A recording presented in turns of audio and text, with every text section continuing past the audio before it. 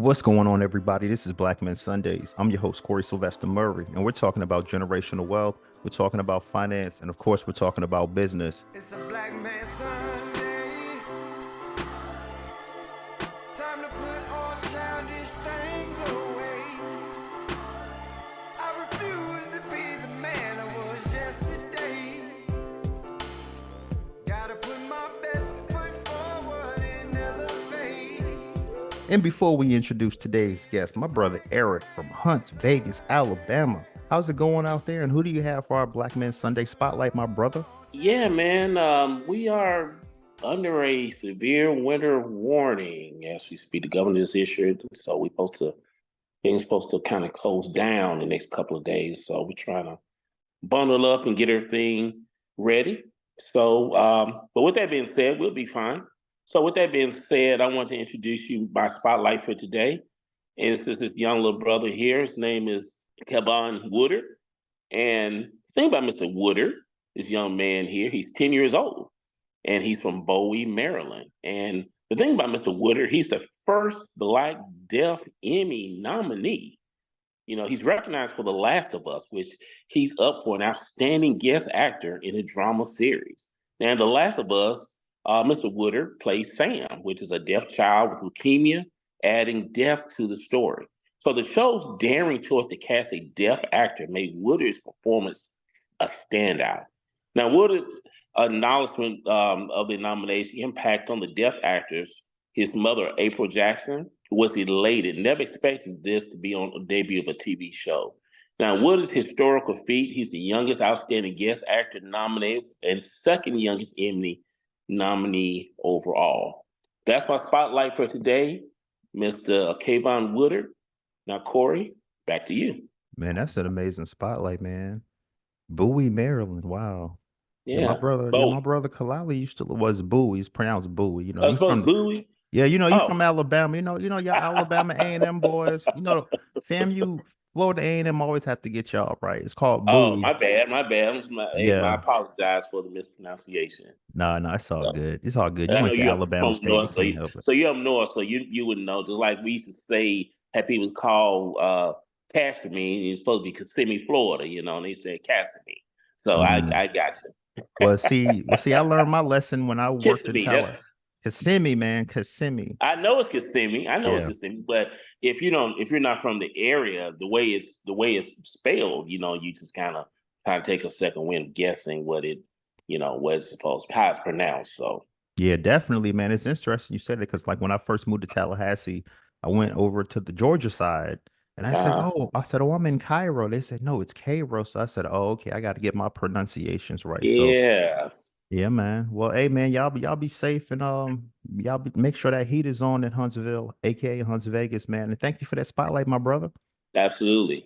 Definitely. And now let's go on to introduce today's guest. This brother here has over 35 years financial industry experience.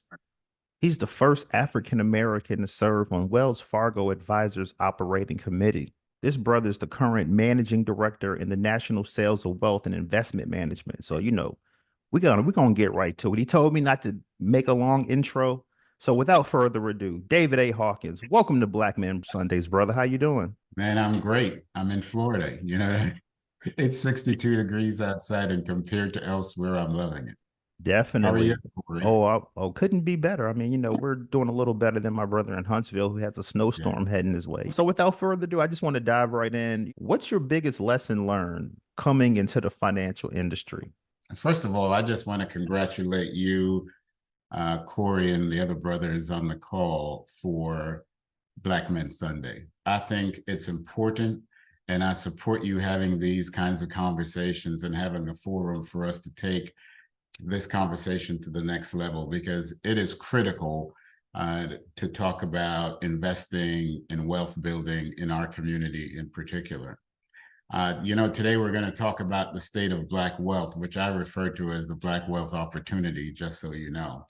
And I think you should know that very often when I'm in the audience talking about these kinds of topics, while I recognize the importance of discussing the facts that face Black wealth, I'm also aware that for some, it might feel alarming when we talk about disparities. And my own approach to the topic has changed over the years. And when I would give the same presentation, because when I'd finish my presentation, I'd be approached by attendees who, yes, they were alarmed sometimes by data, but oftentimes they would find what I had to say not very hopeful. So I've committed myself over the year to find a way to share hope and empowerment while speaking to the disparity of wealth in our community. And so it's interesting that on the eve of the day we celebrate the life and legacy of the great Dr. Martin Luther King Jr., you should know this as a background. A few years ago, while I was at a commemoration for his life, as we were singing Lift Every Voice and Sing, it occurred to me, Corey, that I needed to tell the full story of Black wealth while telling about the disparity. Everybody knows that in Lift Every Voice and Sing, we sing a song full of the faith that the dark past has taught us. Sing a song full of the hope that the present has brought us. And so I want to emphasize some of where the present has brought us in our conversations today, because as we face the future and march towards our own victory, we need to be fully equipped about some of the other things that are going today. And that's exactly what my goal is today, is to talk about that. And hopefully by the end of this conversation that we're going to have, help some people to maybe do some things differently. I understand that there still are many of us who are in the struggle, and it's as real as it ever was, but maybe some others who may walk away feeling motivated to do some things differently. You have over 35 years of financial industry experience. So that means it's a lot of presidencies, it's a lot of wars, it's a lot of life that has happened. So what's your biggest lesson learned coming to the financial industry and where you are now? So you should know I grew up in the South Bronx, in the projects in the South Bronx, New York. And growing up in the 70s in New York, to me, $100 was a lot of money. And so this $100 a lot of money guy goes to Wall Street as a career. I won't tell you about how I got there because that's a long story. But the bottom line was I got there and I'm living in the projects, giving advice to wealthy people around the country about how to build and manage wealth. And one of the earliest lessons I learned being in the industry as it relates to wealth business is that the majority of clients I had the opportunity to work with were not trust fund babies. They were not business owners or corporate executives or professionals, nor were they athletes or entertainers. They certainly weren't lottery winners. These clients were everyday mom and pop who were just very disciplined about building wealth, budgeting, and savings, and who over time also leveraged professional advice. And many times when I share this data, I'm asked how many were athletes and entertainers. And the truth is, I promise people that there aren't that many people from our community who are athletes and entertainers. They're just folks who were very disciplined about saving and learning and building wealth over time. Wow, great information. You also co-chair the Wells Fargo Advisors Black and African American Initiative. You're also the executive advisor to the Black and African American Connection Employee Resource Network. See, I couldn't say all that in the beginning because I wanted to get right to it, but we have to show you respect. This is Black Men Sundays. So my next question for you is, I'm a mentor in our community, Orlando, Apopka area. What's the significance of investing early? Well, the biggest significance is the power of time, right? Time cures a lot of ills in investing. Because over time, just to give you an idea, when I came to Wall Street, which was 1970 now, I think that year Dow closed around 970. And everybody knows today it's at 38,000. So if you go back to 1979, if you had invested that $1,000, right, it's $38,000 today. That is significant. That's $1,000 now, $38,000. If you had systematically over that same period of time, in a disciplined way, saved on a monthly or at least an annual basis, what would be the power of that dollar today? And that to me is the importance of early investing. And during that time, to your point earlier, we've had presidents, attempted assassinations, we've had wars, we've had pandemics, we've had all manner of things that have occurred. And every one of those events that occurred in America anyway, people freaked out. The world is going to Hades in a handbasket. But if you stuck with the disciplined approach of saving and accumulating wealth over that same period of time, $1,000 became $38,000, or $1 million is $38 million today. That's the importance of time. Great information. Wow. And as we talk about Black wealth, a lot of brothers, we stocks, investing, I'm hearing bonds are coming back, but how can we accelerate the growth of Black wealth? So I want to go back and talk about some things, if that's okay with you, because this is information that I don't hear very often. In fact, I had to dig really deep to find this data. So Black wealth today is at $6.3 trillion. $6.3 trillion. That's part of the news. The news gets better. Over the last 20 years, Black wealth has grown at 316%. That's versus 196% for others. 316%. And significant in that story is that today, 8% of all millionaires in the United States are Black. 8% of all millionaires in the United States today are Black, and they represent 1.79, almost 1.8 million Black millionaires in the United States. That's powerful information. So if you think about that, that is a story that I think we ought to be hyping, that everybody should be aware of. And not only millionaires. Today, there are another 1.7 million Black households with substantial earning power that could be transitioned into investable wealth. And I think that's something to celebrate before we talk about the question that you asked. Does that make sense? Well, that makes great sense because I kind of want to ask another question, but I'll let you answer that one first. But I'll kind of pile it on top so you can just go back into it because I already want to know like what's driving the state of Black wealth. Well, it's not terribly complicated. I think Black wealth is being driven by the same things that drive wealth everywhere else. First of all, in the Black community, education. You listen to the news, you never get the impression that our graduation rates from high school, our graduation rates from college, our graduation rates from postgraduate school is increasing, particularly, unfortunately, not that it's unfortunate that it's women. I just wish that it was across both men and women. But in the Black community, education is prioritized, and we're seeing the results of it. Of course, we're getting better jobs than we used to, thanks to education and thanks to the fact that, even though we're trying to eradicate some of these laws that are here that allow for opportunities for diverse communities, we're getting better jobs.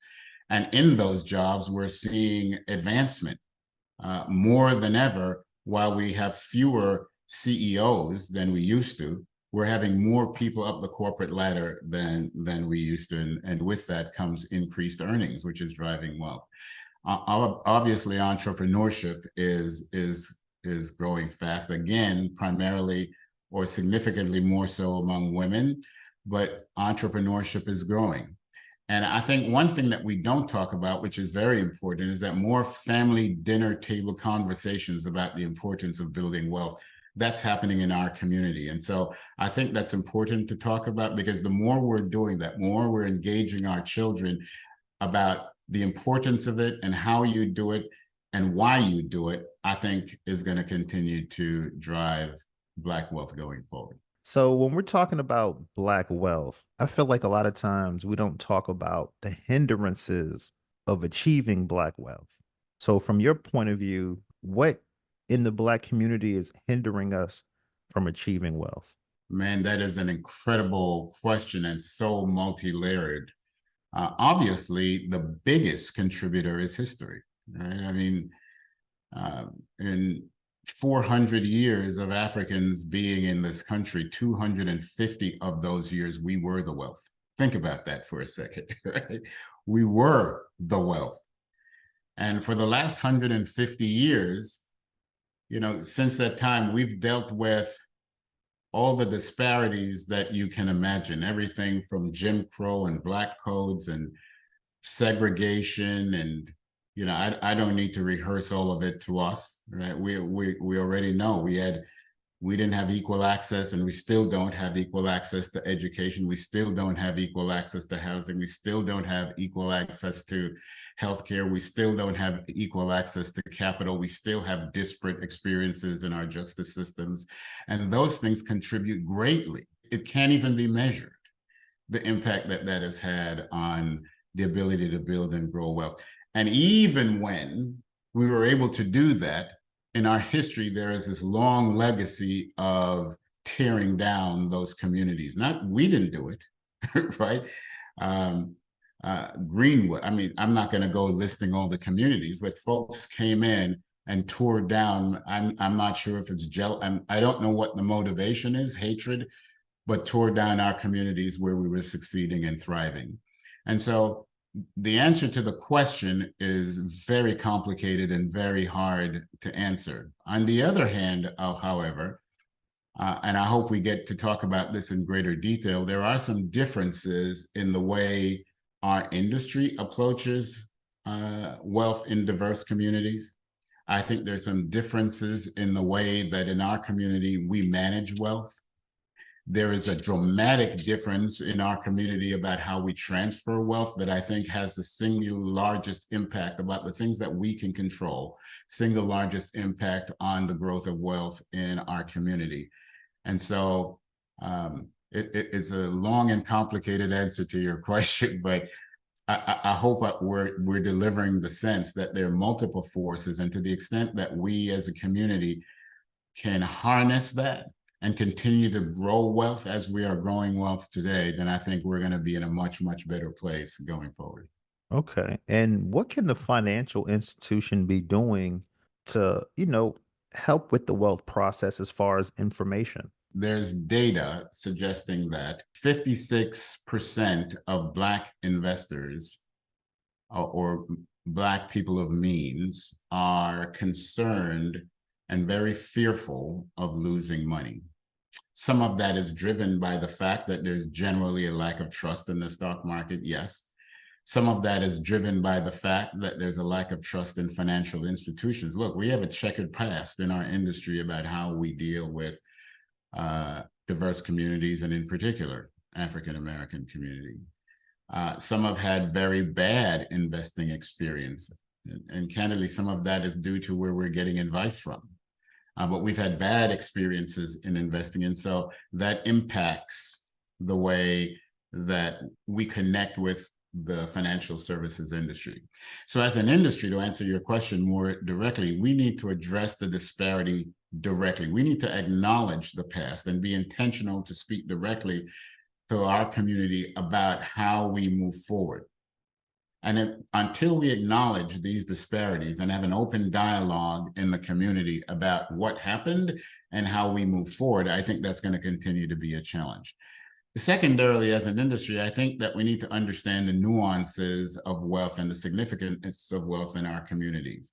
I mean, if I were to just give you a simple example, simple example would be we prioritize families in a way that says, for instance, if something happens to my mom, the likelihood of us as a family, my brother and my sisters, to think about putting my mom in a home is pretty slim to none. That decision has a lot of burden beyond just financial upfront, but it impacts our finances in a great way.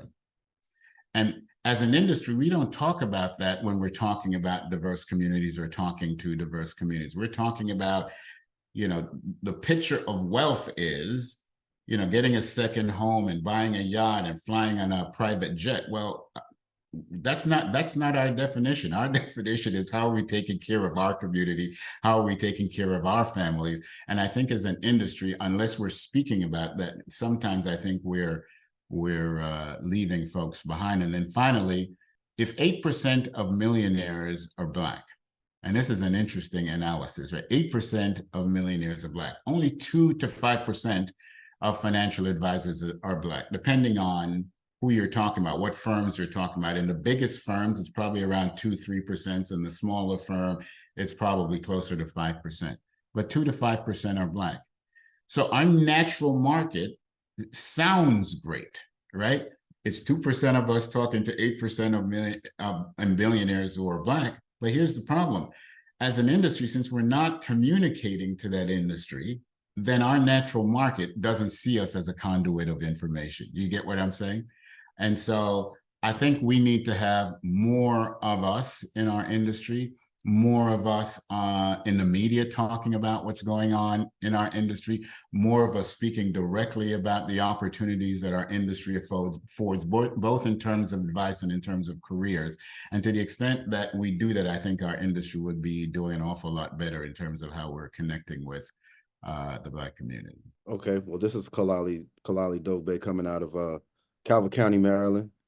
So I'm gonna ask you, I got a lot of questions to ask you, but I'm not gonna ask you all my questions. I'm gonna ask you a couple of questions. I would say, just listening to you talk, there's a difference between, having money and being wealthy. So how do we identify, like we talk about generational wealth on Black Men Sunday, like that's what the topic of this podcast really is. But, one thing that I don't think that we've really hit upon is like, how do we identify or define wealth so that we can better control what we do with it?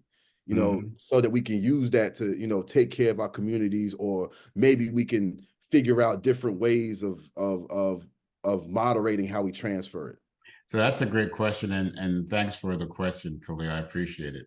On a very simple level, it's just what our net worth is, right? Assets minus liabilities, and we have to manage that increasingly well. I think when I was growing up as a kid in the South Bronx, to me, wealth was earnings. The more money I made, the better off I was going to be. That was my priority. And that meant I had to get a job, have a career that paid well. And to me, there is so much more, because after earning, the second phase is accumulating assets. It's about savings. It's about investing. It's about growing that nest egg. It also means that I'm going to have to manage my budget so that my expenses are less than my income. And that difference is then what I get to accumulate. And over time, by saving it and investing with it, I get to grow it. And then once I have something I can count on, then I have to think about how I manage it. What resources am I leveraging to make sure that I am taking care of that wealth and I'm being a good steward of it? And then from there, it's building the wealth. Because there are lots, I'm sure, as you know, Khalil, there are lots of things that we can be doing as investors to make sure that the wealth isn't staying flat, it hasn't plateaued, that over time we're outpacing taxation and we're outpacing inflation, taxes and inflation. And then from there, I want to talk about preserving wealth. Some of the biggest things that can impact our wealth, we think about emergencies, right? That's important. So when you're saving, you have to think about having a nest egg or a rainy day for emergency fund to cover that, because you have to go back and dip in. That's problematic, right? But there are also ways to protect yourself, leveraging what I call risk mitigation products. How do we protect our income, and how do we protect our assets? A lot of times that is going to mean that we're going to have insurance in the mix. And then finally, and as I said earlier, I think the most critical part, particularly for us in the African-American community, because the data is so unsatisfying, is that we have to figure out how to transition wealth. That's critically important. That's actually excellent, because I think when people go back and listen to this, like I hope folks listen to this more than one time, this particular episode, because what you just laid out actually, in fact, is a framework for how you should think about your money management. And I don't know, that might, just you saying it right there, like that might go over people's heads in terms of, what you just said. But that's what I heard, is I heard a framework for how you should go about managing or thinking about your money in a way that you could grow wealth and then have some wealth to transfer it. And then, of course, that final stage is, okay, then what do we do with it? Once we have it, how do we transfer it? How do we utilize it to then, better our community? So right. No, I definitely 100% appreciate that answer. I know I'm going to go back and listen to it after we put this episode up. what I want to next thing I want to ask you is all right, let's say like, because we don't talk about this enough, I think. So let's say, I'm 40 years old today. I'm a little older than 40, but let's say I'm 40 years old today. And I've just been trying to make it. I got a job, but I'm basically, living paycheck to paycheck. What can I do with some money that's maybe not a whole lot of money, but some money that I might have to maybe create some wealth or a safe landing space, so that, in, another 20 years or another 30 years, I'll be able to have a safe landing space when I reach retirement age? The answer to that question is not complicated, but it's personal. Because what works for me and what I can do, or what I did when I started out, may not be what another person on this call or listening to this can do. What do I mean by that? I am not terribly risk averse. I take high flyers. I'm not afraid of risk. But for some other people, that's tough to think about. It's hard earned money. One of the things I learned coming in the business that I'm in over the last several years is that man's most precious commodity is their money. People will say it's their family or their faith and their friends. My experience is it's their finances, because most people won't even share with you when they have money, and rightfully so. And because they work so hard to earn it, they're not taking risks with it. What they're not understanding is that by putting it under the mattress or only putting it in a CD or money market fund, they're actually taking a significant risk, the risk of inflation, or deterring their return on an after-tax basis. So what I would say is, there are some freebies, right? So first, you ought to save and have money set up for a rainy day. That's a given. You should have a budget that says, as I said earlier, that your expenses are less than your income, so you actually have something to save. But the freebie is, we have in the United States what are called defined contribution plans. So IRAs, 401k, 403b. And as a community, we are a little bit, if not a lot bit, behind how the rest of the United States takes advantage of those programs. And the reason we should be taking care of them is just this simple. Here's the answer. The money that you set aside, you get to set it aside pre-tax. Pre-tax means that money did not get taxed by the federal government before you set it aside. Did not get taxed by the state before you set it aside. If you live in a place where you triple or quadruple tax, not taxed before. It immediately goes into a safe place, hopefully, because you're investing wisely under the advice of a good financial advisor, where that pre-tax money, so if you're in the 30% tax bracket, that's a made-up tax bracket, you get $1,000 in income. If you were saving after tax, you'd only have $700 to save. But if you're saving it pre-tax, that's $1,000 you get to save. Part one.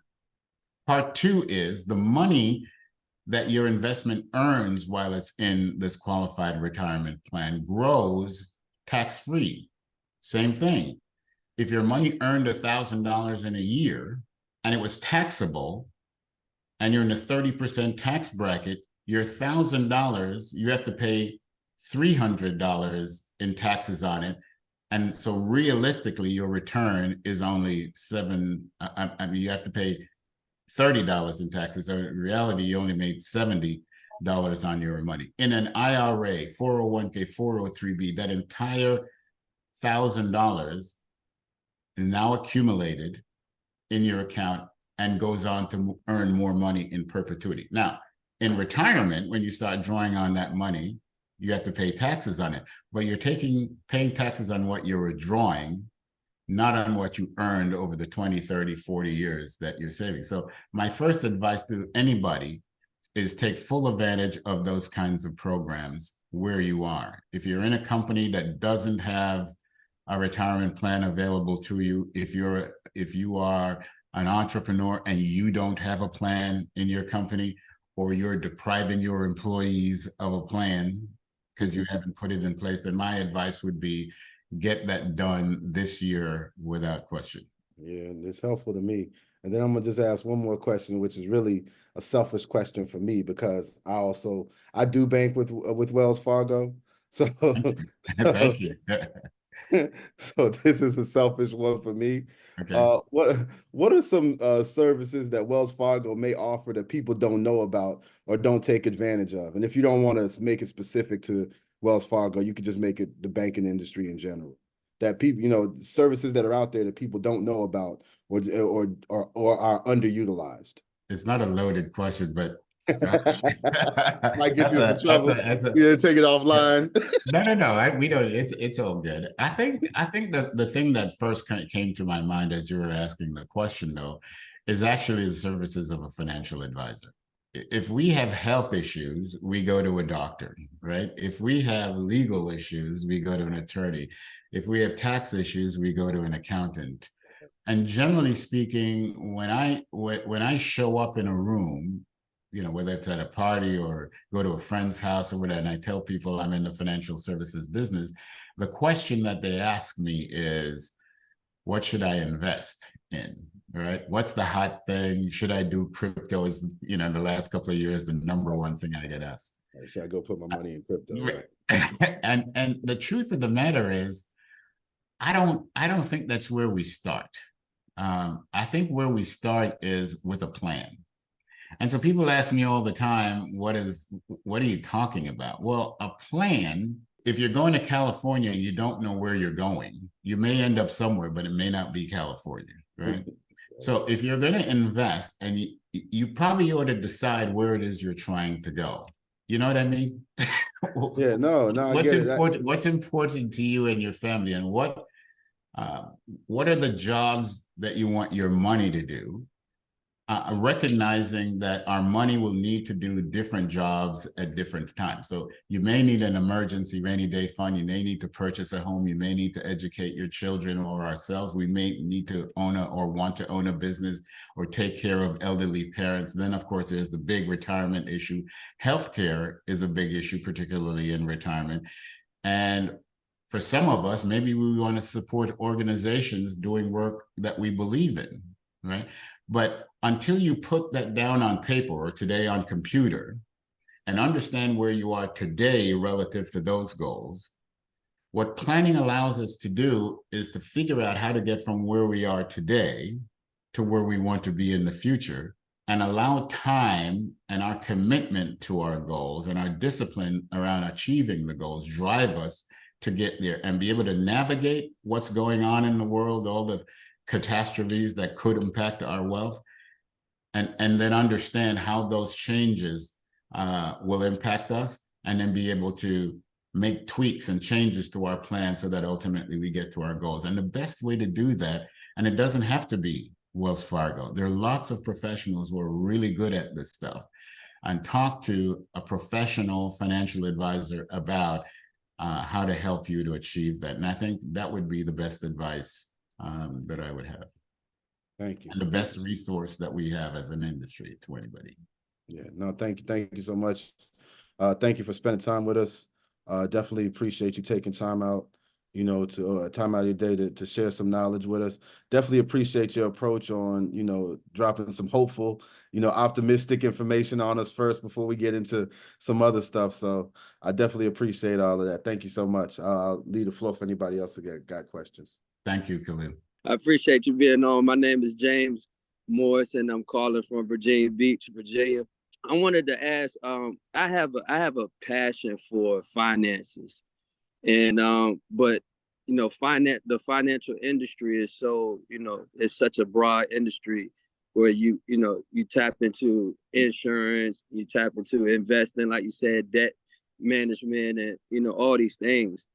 Are there any more economical ways to get involved in the industry to land a good career, to where you wouldn't have to go to school and spend so much money to get involved in the industry? I don't know that you need, for instance, I'm a chemist by education, right? And a lot of people in our industry, yes, they have finance backgrounds, or they're MBAs or PhDs or doctors and this, that, or the other, but there are lots of us.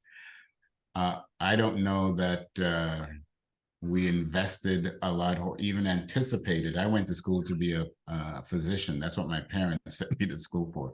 That was my choice. I could be that or an attorney. Those were my only two choices. Fortunately for me, I found Wall Street. But I think that the biggest part is going to be preparing yourself for what this industry is going to demand of you and being able to share that commitment with our industry when you're trying to get into it. I think we're still believers in folks who are committed to the business. And so my advice to you is I would not put any limitations on yourself based on, I'm listening to you speak to me. You sound, better than I do. So if you're passionate about this, get in the business and do the business. I wouldn't put any limitations on anybody based on things like education necessarily. And if big firms want to be more discriminating, if you will, there are lots of other firms where people can come into the business and pursue a career in the financial services business. Brother David Dawkins, are you enjoying yourself on Black Men Sundays, brother? This is living my best life, man. This is what wakes me up every day. Part of the reason I'm still in the business as long as I am is because I love this.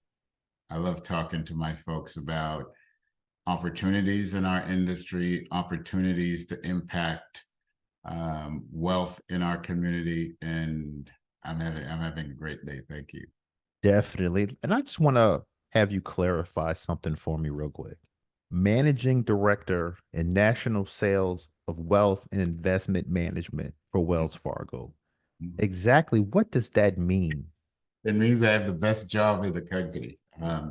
So managing director is an office title, as you go into your, associate, vice president, assistant, vice, all these things that folks level on you. And I've been in the industry and been here long enough and in positions of leadership where, managing director is a title. Now, Wealth and Investment Management is a division of Wells Fargo. It's one of our business groups that focuses on what we're talking about. It's the idea of helping clients succeed financially around building and growing and transferring their wealth and providing clients with capabilities and resources in order to achieve that. And national sales is the part of that organization that I'm a part of. So we're in the business of helping our financial advisors get access to information and resources so that they can better help and serve their clients. And I have for lack of a better term, a leadership role in helping to do that.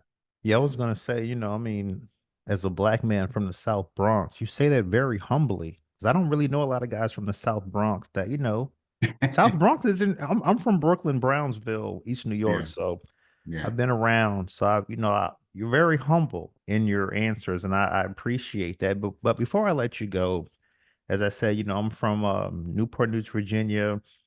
I lived in Brooklyn, New York. It's funny, we moved from Brooklyn, New York to Newport News, Virginia for a better life, not realizing you're basically diving back into the same nest egg.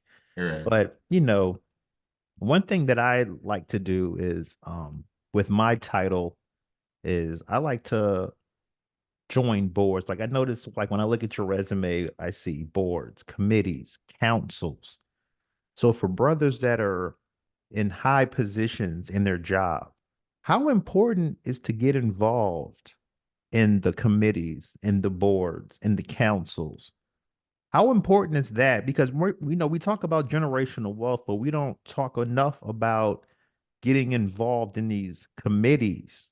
Mm-hmm. So how important was that for you? Because when I look at your resume, even though you told me, not to run your whole resume down, that's what I see a lot of. And how does that help aid in wealth? Yeah, thanks for the question, Corey. That's I may get emotional as I answer the question, so indulge me for a second. But 1978, this 22-year-old Black kid in New York decided he wanted to be, at the time we called ourselves stockbrokers, wanted to be a stockbroker. And I must have interviewed at over 30 companies in New York trying to become a stockbroker. And that's why your question, James, was so resonated so much with me. And I got turned down. In fact, I was in interviews where people said to me, we're not going to hire you. You're Black and you're 22 years old. And in 1978, they had no qualms saying that. It was just that blunt. And it was so difficult getting in the business, Corey, that I made a decision. I wasn't even hired yet as a financial advisor. I made a decision that I would have to succeed. First of all, I'd have to get hired. I'd have to succeed at it so that I one day could become a conduit for people who looked like me to get in the business, plain and simple. And so I've been fortunate to do that. The 100 Black Men of America, you know, they have a motto, I guess that's what you call it, that says, if you can see it, you can be it. I know, I don't like saying it, but I know that I am a role model. You know what I'm talking about?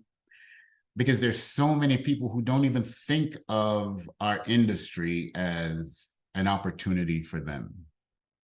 They certainly don't think of investing as something they ought to be.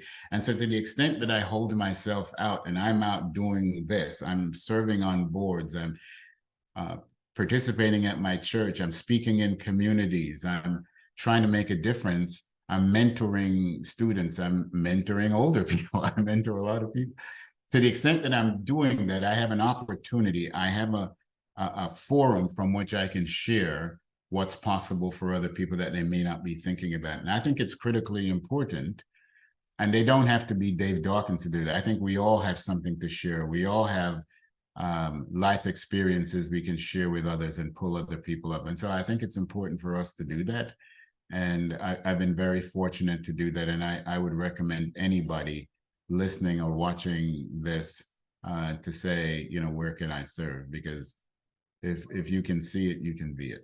Definitely. And I want to stay on that for a second. Like I said, I'm a mentor. We've done an essay contest where, you know, the top 5 students, we gave out $500, 100 for the top 5 students. You know, we're not on the level where I can give out $500 each, but we also did a turkey drive this year.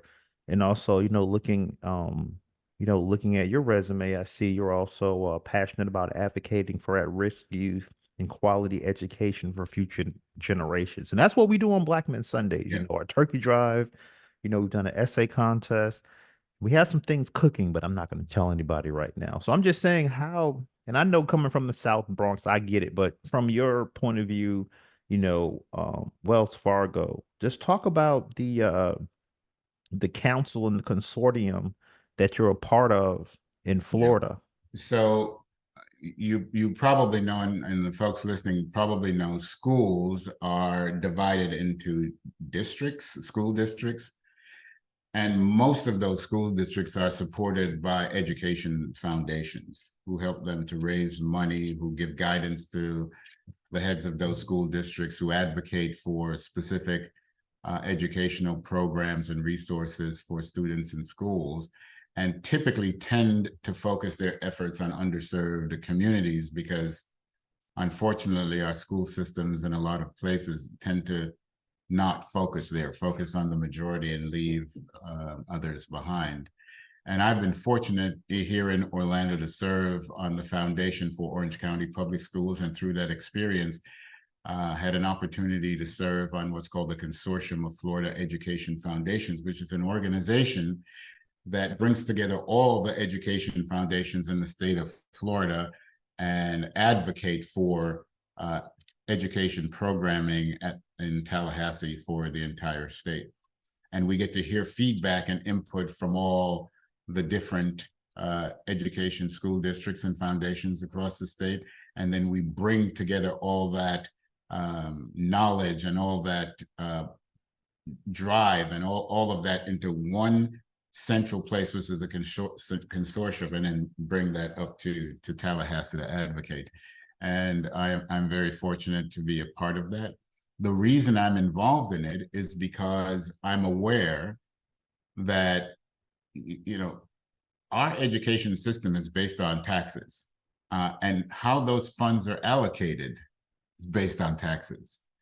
And so if there isn't somebody driving and yelling and screaming about the need for quality education in communities, we call them underserved, where the revenue from taxes are not that great, that approach to education in the United States leaves people at risk.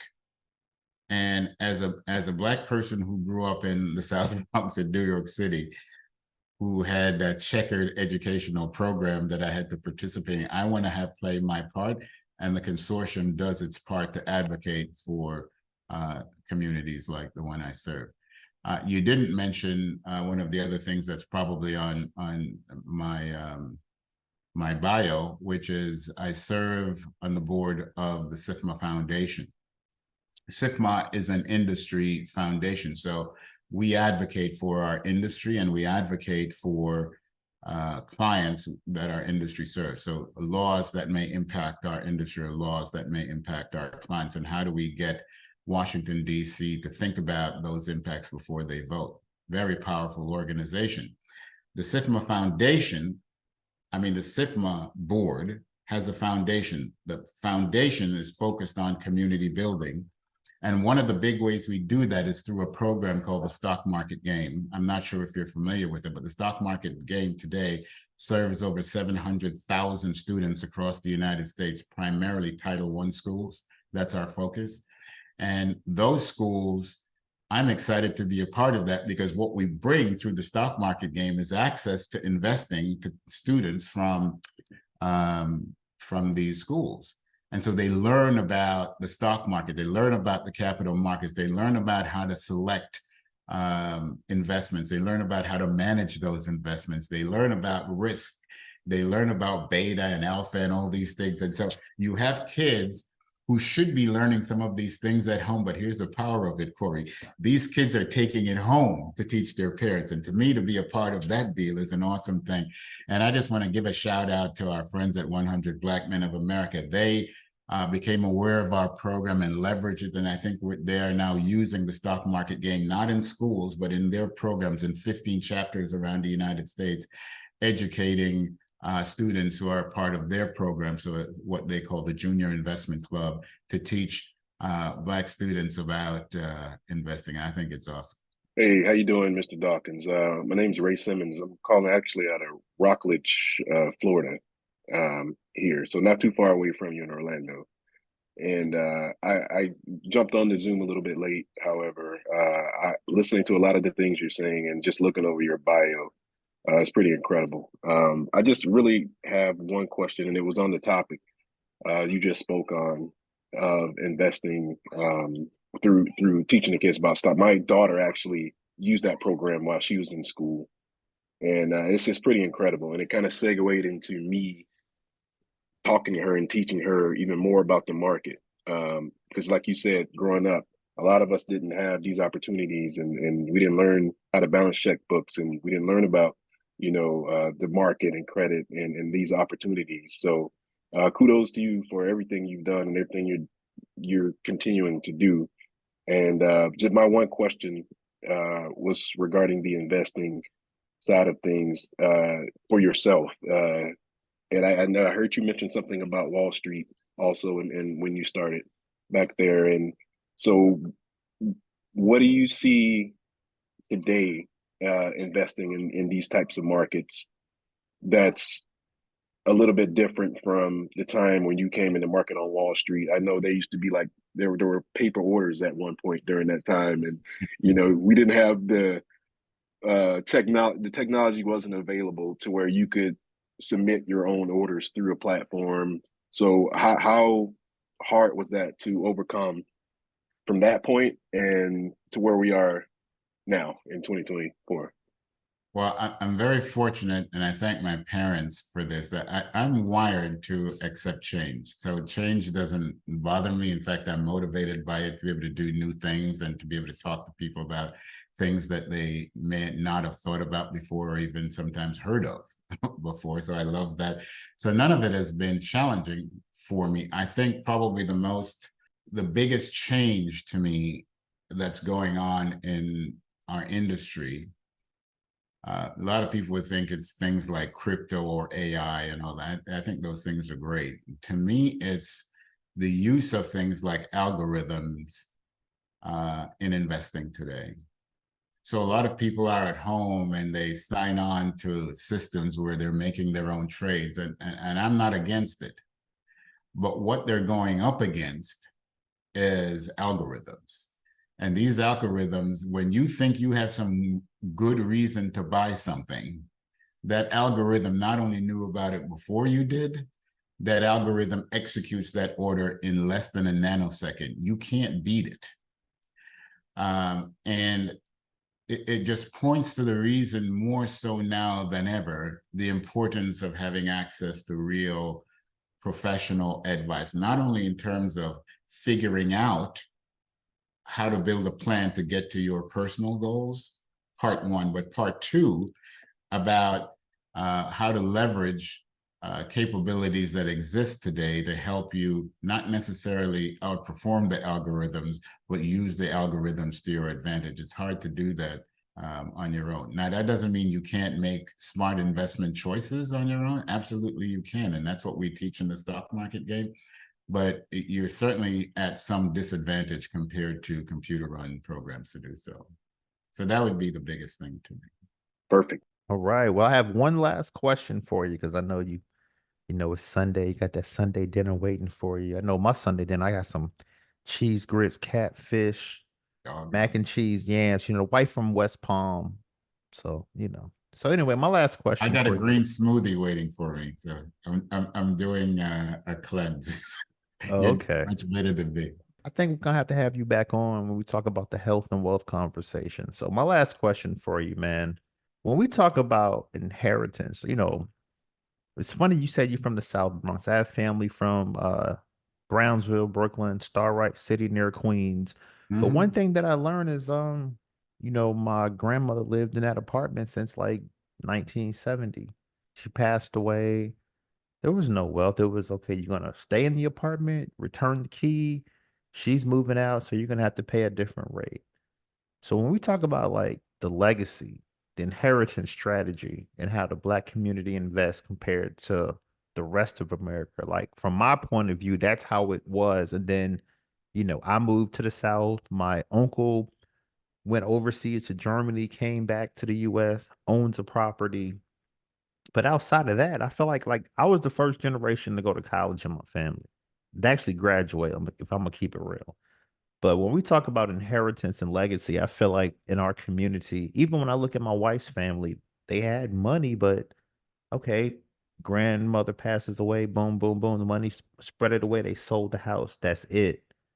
How does that compare to the rest of America? Hmm. Now you're in my wheelhouse, right? So, and that, my friend, is a big part of why I do these kinds of conversations and participate in speaking around the country. So, just for perspective, right? If you compare Black wealth to white wealth, in the white community, about 55% of their wealth is invested in illiquid assets. So we're talking about property, we're talking about business ownership, we're talking about vehicles, right? About 55% is invested in liquid assets. In the Black community, it's 70% is invested in the liquid assets. Part one. Part two, the other 30%, 8% is in cash and some securities, and 22% is in retirement accounts. Now, the reason why I'm pointing this out is you should have cash. We already talked about it. You should have funds set aside for emergency usage, and it shouldn't be invested in stuff. It should be set aside for emergency or the rainy day. But when you have 70% of your assets invested in an illiquid way, whether it's real estate or your own business, certainly in vehicles, how you manage that is critically important. Because if our wealth was 70% in illiquid assets and we managed it, and there are people obviously who are exception to this, right? I'm not saying that every Black person does it. I'm talking about the aggregate data. If 70% of our wealth is in illiquid assets and we don't have a succession plan for our business, we don't have a buyout program in place for our business, we don't have our homes titled correctly, or there isn't a will on how it's being distributed, or in that will, we're not specifying what is to be done with it. The problem with illiquid assets is when somebody passes away and their illiquid assets, hopefully there's a will, but even when there is a will, sometimes there are complications, right? And it ends up in probate. Typically what happens is that asset is sold at pennies on the dollars, which has the effect of diluting our wealth. So with each generation, instead of that wealth passing, that wealth is then diluted in transfer. That's problematic in terms of how we're building wealth going forward. And one of the reasons why I think these kinds of conversations are so important, and why the largest contributor to disparity in the growth of wealth, even though Black wealth is growing faster, is this idea about the distribution of wealth. And we need to pay very close attention to that data and do differently in our own lives. It's important to have a will. If you have a business, it's important to have a succession plan. If you have retirement plans, it's important to have beneficiaries designated, and it should be the way. Don't set it and done.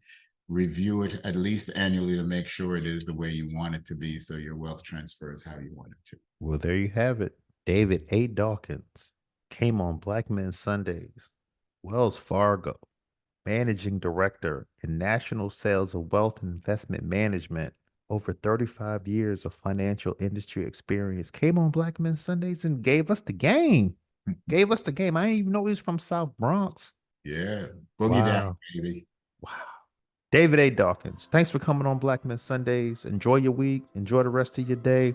Many blessings, brother. Peace. Thanks for having me, Corey, and thanks, gentlemen, for being on the call with us. It's a Black Man Sunday. Time to put all childish things away.